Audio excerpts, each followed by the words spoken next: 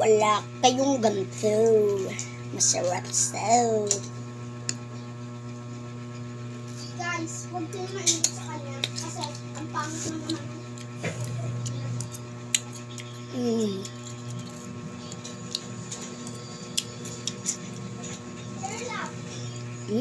Gusto mo? Kaya na. Sarap no.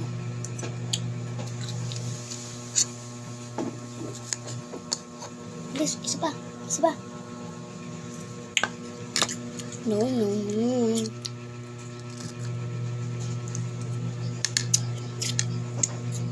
Sabi ng kalat. Bakit nandito to? Bigasan lagi nakaganyan. Ang sarap sa akin yung kumukuha niya lagi. Kuya kasi. Ito, pinitinan to. Nagigigil na ako rito eh. Wala na kalinisan dito sa bahay. Napagalitan. Wala na rito